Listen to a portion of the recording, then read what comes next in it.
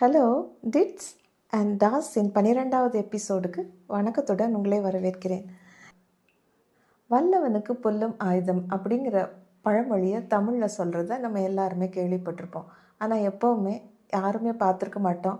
ஒரு புல்லை எடுத்துகிட்டு வந்து யாராவது டிஷ்ஷும்னு சண்டை போட்டு ஒரு லைஃப்பை காப்பாற்றினாங்க அப்படிங்கிற மாதிரி நம்ம எங்கேயுமே பார்க்கலனாலும், ஒரு சின்ன பொருள் எடுத்து ஒரு பெரிய காரியத்தை யாராவது செஞ்சாங்கன்னா இந்த பழமொழியோட ஒப்பிட்டு வல்லவனுக்கும் புல்லும் ஒரு ஆயுதம் அப்படின்னு நம்ம சொல்கிறது உண்டு. என்னோடய வாழ்க்கையில் ஒரு சின்ன பிளேடை வச்சு பல உயிர்களை காப்பாற்றின ஒருவரை நான் பார்த்துருக்குறேன். பக்கத்திலவே இருந்து என்னுடைய குழந்தை பருவத்தில் நான் அதை கவனித்திருக்கிறேன். அது என்ன அப்படிங்கிறத இந்த எபிசோடில் நான் உங்களோட பகிர்ந்துக்கிறேன். இந்த இன்சிடெண்ட் நடந்தது 1969-70 காலகட்டங்களில். அப்போது எங்களோட ஊரில் Tirunelveli diocese trust association TDTA கிராமமாக பள்ளிக்கூடங்கள் வைக்கிறதுல ரொம்ப மும்முரமாக இருந்தாங்க. எங்கள் ஊரை சுற்றி வயல்களுக்கு நடுவிலும் குளங்களுக்கு பக்கத்துலேயும் ஒரு 50 குடும்பங்கள் 100 குடும்பங்கள் வாழ்கிற எல்லா கிராமங்கள்லேயும் காமனாக நீங்கள் 3 காரியங்களை பார்க்கலாம். ஒரு சின்ன இந்து கோவில் இருக்கும், ஒரு சின்ன வேத கோவில் இருக்கும், வேத கோவிலோட ஒட்டியே ஒரு TDTA பிரைமரி ஸ்கூலும் இருக்கும். அது என்ன வேத கோயில்னு கேட்குறீங்களா? எங்கள் ஊர் பக்கத்தில் இப்போ கூட கிறிஸ்டியன்ஸ்னு சொல்ல மாட்டாங்க. நீ வேதமா இந்தான்னு கேட்பாங்க. கிறிஸ்டியன்ஸுக்கு எங்கள் ஊர் பக்கத்தில் சொல்கிற ஒரு வழக்கமான வார்த்தை வேதக்காரங்க. கிறிஸ்தவ தேவாலயங்களை வேத கோவில்னு சொல்லுவாங்க. இன்றைக்கு வரைக்கும் எங்கள் மத குருக்களை நாங்கள் ஐயர் அப்படின்னு தான் கூப்பிடுவோம். ஐயர்வாள் என்று மரியாதையாக கூப்பிடுறது வழக்கம். தேவாலயத்தையும் ஒரு நாளும் சர்ச் அப்படிங்கிற டேமை யூஸ் பண்ணி சொன்னதே இல்லை. கோவில் போறியா, கோயிலுக்கு போயிட்டு வந்துட்டியா, நாளைக்கு கோயிலுக்கு போகணும், இந்த மாதிரி வார்த்தைகளை தான் உபயோகிப்போம். எங்கள் கோயில்களுக்குள்ளே டெஸ்கோ சேர்ஸோ நீங்கள் பார்க்க முடியாது. நாங்கள் எல்லாருமே தரையில் உட்காந்து வழிபடுறது தான் எங்கள் ஊர் பக்கத்தில் வேதக்காரர்களுடைய வழக்கம். கொட்டார வாசலில் இப்பொழுதும் எல்லா விசேஷங்களுக்கும் வாழை மரம் கட்டுறது தான் எங்களோட வழக்கம். இது மாதிரி அந்த பக்கத்தில் இருக்கிற வேதக்காரர்கள் கிறிஸ்தவ மதத்தை தழுவினாலும் தமிழ் பாரம்பரியத்திலிருந்து கொஞ்சம் கூட விலகாமலே இருப்பதை நீங்கள் எங்கள் பக்கத்தில் வந்து பார்த்தீங்கன்னா உங்களுக்கு தெரியும். எங்கள் அம்மா ஏற்கனவே டிப்ளமோ இன் டீச்சர் ட்ரைனிங் படிச்சிருந்தாங்க. அப்படியே மூத்த சகோதரர் 7-8 படிக்க வந்துட்டார். நானும் 2வது 3வது கிளாஸுக்கு வந்துட்டேன். என்னோடய தம்பியும் 1.5-2 வயசு ஆகினதுனால அம்மா பெர்மனண்ட் வேலைக்கு அப்ளை பண்ணியிருந்தாங்க. இந்த TDTA ஸ்கூல்ஸ் சர்ச்சோட மேனேஜ்மெண்ட்டுக்கு உட்பட்டது, கவர்மெண்ட் எய்டட் ஸ்கூல்ஸ். இதை மாதிரி ஒரு ஸ்கூலில் தான் அம்மாவுக்கு கண்டிஷனல் அப்பாயின்மெண்ட் கிடச்சிருந்தது 69-70களில். என்ன கண்டிஷனல் அப்பாயின்மெண்ட்னா, அம்மா அங்கே டீச்சர் வேலை கொடுக்கும்போதே அம்மாவுடைய ஸ்பவுஸ், அதாவது எங்கள் அப்பா அங்கே கேட்டிகிஸ்ட் வேலை பண்ணணும், நம்பர் 1. 2வது கண்டிஷன் என்னென்னா, சர்ச்சோட சேர்த்தே ஒரு சின்ன வீடு இருக்கும். அந்த வீட்டில் அந்த கிராமத்தில் தான் நாங்கள் ஃபுல்லாக தங்கி இருக்கணும். இது 2வது கண்டிஷன்.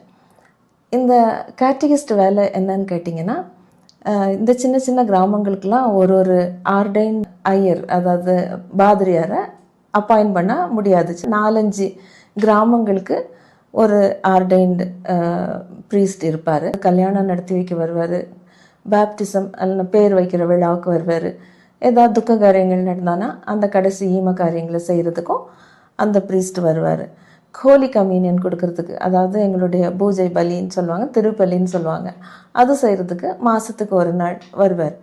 மற்றபடி டே டு டே அந்த சர்ச்சோட எல்லா விவகாரங்களையும் கவனித்து கொள்வது கேட்டிகிஸ்ட். அவர் அப்படின்னா அவருக்கு இது ஃபுல் டைம் ஜாப் இல்லை. அவரோட பிரெட் அண்ட் பட்டருக்காக அவர் வேறு தொழில் செய்யணும். இன் அடிஷன் டு தட் அவர் டெய்லி சாயந்தரம் மணி அடித்து அந்த கோயிலில் குத்து வழக்கெல்லாம் ஏற்றி, அந்த காலத்தில் வந்து எங்கள் சர்ச்சுங்களில் நான் சொன்னேன் இல்லையா, தமிழர் மரபுகள் மாறாமலே இருக்குன்னு சொல்லிட்டு சன்னதியில் கேண்டில் விளக்குகள் ஏற்றிருப்பாங்க. வாசலுக்கு பக்கத்துலேயே குத்து விளக்கு ஏற்றிருப்பாங்க.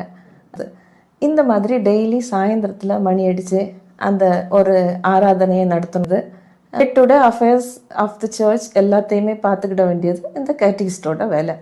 அவர் வேறு வேலையும் செய்வார், இன் அடிஷன் டு தட் இந்த வேலையும் செய்யணும். இப்படி ஒரு வேலைக்கு எங்கள் அப்பாவுக்கும் கொடுத்துருந்தாங்க. நாங்கள் புதுசாக அந்த ஊரில் வந்து வந்திருக்கோம். இதுவரை நாங்கள் இருந்த வீட்டில் எங்களுக்கு எலக்ட்ரிசிட்டி இருந்தது, எங்களோட சொந்த வீடு அது. ஆனால் இப்போ நாங்கள் வந்திருக்கிற இந்த சர்ச் ப்ரொவைட் பண்ணியிருக்க வீட்டில் எலக்ட்ரிசிட்டி கிடையாது. முன்னால் இருக்கிற 2 ரூம் மாத்திரம் சிமெண்ட் ஃப்ளோரிங் இருந்தது. மற்ற ரூம்ஸ்லெல்லாம் சாணம் வைத்து மொழுக வேண்டிய தரையாக இருந்தது. இதெல்லாம் கொஞ்சம் எங்களுக்கு சின்ன வயசுலேருந்து பழக்கம் இல்லை. இது கொஞ்சம் கஷ்டமானதாகவே இருந்தது. அப்பா போய் முதல்ல பார்த்துட்டு வந்தப்போவே என்ன சொன்னாங்க, கொஞ்ச நாள் இருப்போம், அதுக்கப்புறம் எங்கேயாச்சும் நல்ல வசதியானவங்கக்கிட்ட கொஞ்சம் டொனேஷன் நம்மளே கலெக்ட் பண்ணி சர்ச்சோட இந்த வீட்டுக்கு எலக்ட்ரிஃபிகேஷன் பண்ணலாம், சிமெண்ட் ஃப்ளோரிங்கும் நம்ம மற்றவங்ககிட்ட டொனேஷன் கலெக்ட் பண்ணி இந்த வீட்டை கொஞ்சம் ரெனோவேட் பண்ணிக்கலாம், அது வரைக்கும் நம்ம இதில் இருந்து சமாளிக்கலாம் அப்படின்னு சொல்லி நாங்கள் எல்லோரும் போனோம். அப்போ எங்கள் அப்பா வந்து ஒரு ஹை ஸ்கூலில் ஒர்க் பண்ணிகிட்டு இருந்தாங்க. நாங்களும் அது வரைக்கும் படிச்சுட்டு இருந்தது எல்லாமே எங்களோட சொந்த ஊரில். அது இந்த கிராமத்திலேருந்து ஒரு 2 கிலோமீட்டர் டிஸ்டன்ஸில். அண்ணனுக்கு ஒரு சின்ன சைக்கிள் வாங்கி கொடுத்துருந்தாங்க, அவன் அதில் போவான். அப்பா என்னையும் தம்பி ஒரு ப்ளே ஸ்கூலில் போட்டிருந்தாங்க. அப்போ எங்கள் ஊரில் வந்து மிஸ்ஸஸ் ரூபி ஜான்சன் ஒருத்தங்க புதுசாக ஒரு ப்ளே ஸ்கூல் தொடங்கியிருந்தாங்க வீட்டிலே. ப்ளே ஸ்கூலில் தம்பியும் போட்டிருந்ததுனால எங்கள் 2 பேரையும் சைக்கிளில் வச்சு கொண்டு போய் ஸ்கூலில் விடுறது டெய்லி வழக்கம். முதல் நாள் அது மாதிரி வேக வேகமாக அப்பா ஸ்கூலுக்கு கிளம்பணும். ஹை ஸ்கூலில் அங்கே ரொம்ப டிசிப்ளின்டாக இருக்கும் அந்த ஸ்கூலு. டைமுக்கு போகணும். நேரத்துக்கு கொண்டு வந்திருந்த அந்த காம்போசிஷன் ரோட் புக்ஸு எல்லாம் கரெக்ஷன் பண்ணி அதெல்லாம் வேறு சைக்கிளில் பின்னால் கட்டிக்குவாங்க. ஸ்கூலுக்கு போகிறதுக்கு இருக்கும்போது அந்த ஊருக்காரங்க 2-3 பேர் வேக வேகமாக வந்தாங்க. வந்துட்டு ஐயா வாங்க ஜெபம் பண்ணணும் இந்த வீட்டில் போயின்னு கூப்பிட்டாங்க. பாப்பா கேட்குறாங்க, நான் இப்போ ஸ்கூலுக்கு கிளம்பிட்டு இருக்கேன், அப்படி டெய்லி வந்து ஜெபம் பண்ணலாம் வரணுமா அவங்க ஊரில் இப்படி வீடா அப்படின்னு கேட்டாங்க. இல்லை இன்றைக்கி வந்து ஒருத்தங்களுக்கு பிரசவம், அதனால் நீங்கள் வந்து ஜெபம் பண்ணணும். பிரசவம்னா பெண்கள் தானே போவாங்க, ஆணாச்சு எப்படி வந்து ஜெபம் பண்ணுறது அங்கே வந்து? எனக்கு இப்போ ஸ்கூலுக்கும் நேரம் ஆயிடுச்சு, என்னால் இப்போ வர முடியாது, சாயந்தரமாக வந்து நான் ஜெபம் பண்ணுறேன்னொடனே அவங்க ஒரு மாதிரி மனசோர்வோடு திரும்பி போயிட்டாங்க. சாயந்தரமாக வந்து அந்த ஆட்களையே திருப்பி கூப்பிட்டு, எதுக்காண்டி நீங்கள் பிரசவம் நடக்கும்போது வந்து ஜெபம் பண்ண சொன்னால் நீங்களே ஜெபம் பண்ணிக்க வேண்டியதானே, எனக்கு இது மாதிரிலாம் வரத்துக்கெல்லாம் டைம் எல்லாம் கிடைக்காது, நீங்கள் என்னையை எதிர்பார்க்காதீங்க, நான் ஒரு பெரிய ஸ்கூலில் ஒர்க் பண்ணுறேன், டைமுக்கு போகணும், அதுவும் பிரசவங்கிறது ராத்திரியில் மிட் நைட்டில் ஆகும், எப்போ வேணாலும் ஆகும், என்னால் இந்த மாதிரி வந்து ஜெபம் பண்ணுறதுக்கெலாம் வர முடியாது, நான் நேரம் உங்ககிட்ட சொல்லிடுறேன் அப்படின்னு சொல்லிட்டு இருக்கும்போதே இவங்களை ஜெபம் பண்ண ஏன் கூப்பிட வர்றோங்கிறதுக்கான காரணத்தை சொல்ல தொடங்கினாங்க. எங்கள் ஊரில் வந்து ஒரு பெண் ஒரு கிணத்துல விழுந்து இறந்து போயிடுச்சு ரொம்ப காலத்துக்கு முன்னால்.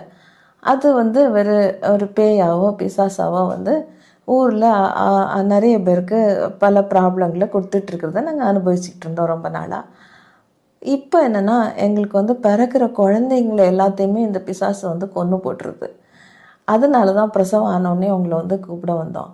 ஆல்மோஸ்ட் எல்லா குழந்தைங்களும் பிறக்கிறது எல்லாமே இறந்து போயிடுது அப்படின்னு சொன்னாங்க.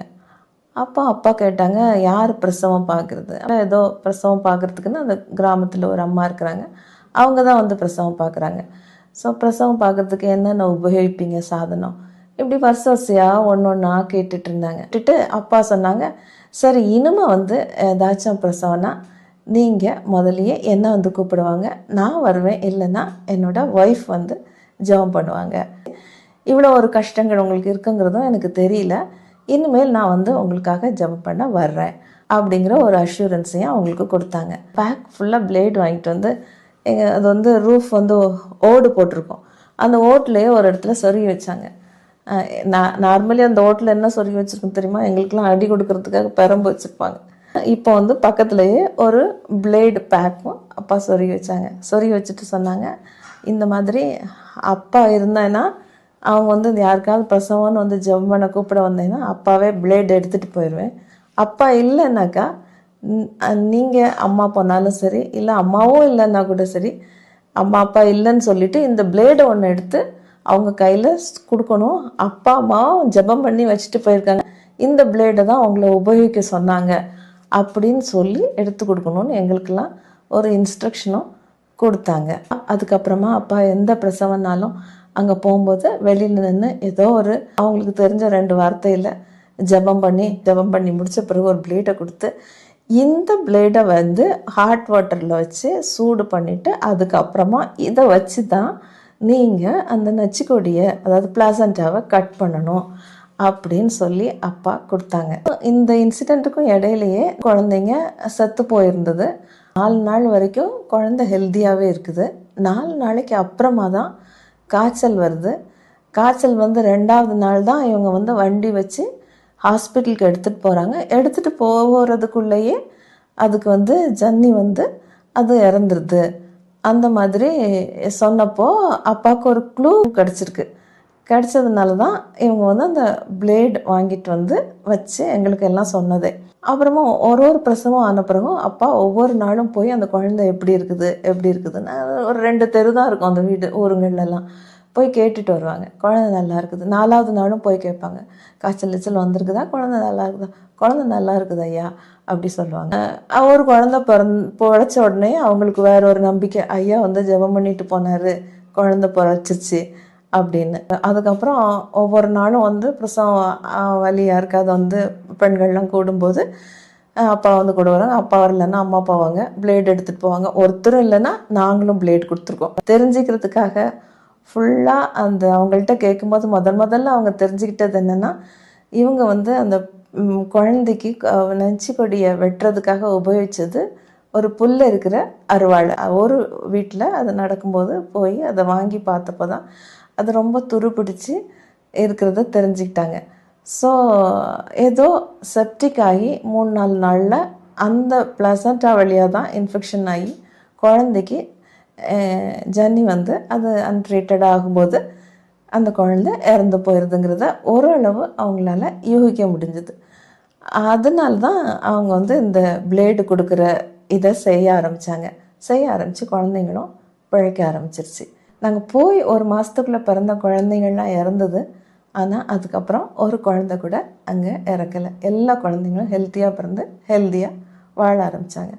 ஆனாலும் அவங்களுக்கு அந்த பேயோட பயம் போகலை.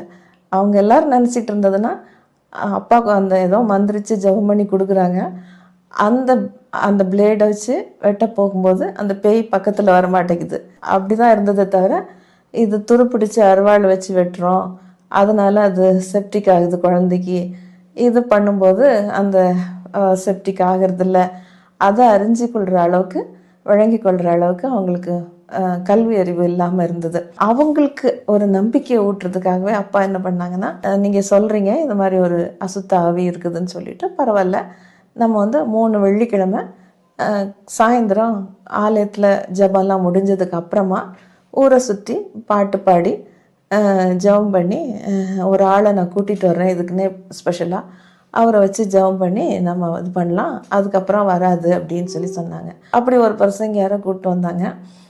ஊரை சுற்றி வெள்ளிக்கிழமை 3 வெள்ளிக்கிழமை கோயிலெலாம் முடிஞ்ச பிறகு அந்த இருட்டுற அந்த சமயத்தில் சுற்றி ஜெபம் பண்ணி எஸ்பெஷலி இவங்க சொல்கிறாங்கல்ல, ஒரு கிணற்றில் அந்த குழந்தை ஒரு பெண் விழுந்து அதிலிருந்து தான் அசுத்த ஆவி வருது அப்படின்னு சொல்லி அந்த ஊர் மக்களுக்கு ஒரு நம்பிக்கை இருக்குது இல்லையா. அந்த கிணறுல எல்லாம் மூடி முள்ளெல்லாம் போட்டு வச்சுருந்தாங்க. அது பக்கத்துலேயே நின்று ஜெபம் பண்ண வச்சு அதுக்கப்புறம் இனிமேல் பேயே கிடையாது. ஆல்ரெடி குழந்தைகள் இறந்து போகிறது நின்றுச்சு. இப்போ வந்து இதை ஜெபம் பண்ணி முடித்தோடனே அவங்களுக்கு அந்த பேய் ஊரை விட்டு போயிடுச்சு அப்படிங்கிற மாதிரி ஒரு நம்பிக்கை வந்துருச்சு. அதுக்கப்புறம் நாங்கள் அந்த ஊரில் 8 வருஷம் இருந்தோம். அந்த 8 வருஷமும் கிணத்து பக்கத்துலலாம் எல்லா பிள்ளைகள்லாம் நல்லா விளையாட ஆரம்பித்தோம், கோலிலாம் விளையாடுவோம். யாரும் அதை பற்றி அதுக்கு பிறகு யாரும் அதை பற்றி பயந்ததோ இப்படி ஒரு பேய் பிசாசு கதையோ அந்த ஊரில் இல்லை. எல்லாம் அது மறந்தே போயிடுச்சுன்னு சொல்லலாம். எங்கள் வீட்டில் டோபாஸ் பிளேட் அப்போ பேக்காக இருக்கும். ஒன்று முடிகிறதுக்கு முன்னாலே அப்பா கேட்பாங்க, இன்னும் எத்தனை பிளேடு இருக்குள்ள, ஒரு பிளேடு இருக்கா, சரி இன்னொன்று வாங்கிட்டு வந்து உள்ளே வச்சுருவாங்க, ஒரு பேக் வாங்கிட்டு வந்து வைப்பாங்க. நாங்கள் அந்த ஊரில் இருந்த வரைக்குமே யாருக்காவது பிரசவம் தொடங்கிடுச்சுன்னா எங்கள் வீட்டுக்கு ஓடி வருவாங்க, அப்பா போவாங்க, ஏதாவது ஜெபம் பண்ணிவிட்டு ஒரு பிளேடு கொடுத்துட்டு வருவாங்க. இந்த வழக்கம் அந்த 8 வருஷமும் இருந்தது. இப்படி ஒரு சின்ன பிளேட்னால அந்த ஊரில் பிறந்த அத்தனை குழந்தைகளும் காப்பாற்றப்பட்டாங்க. வல்லவனுக்கு புல்லும் ஆயுதம். சரிதானே?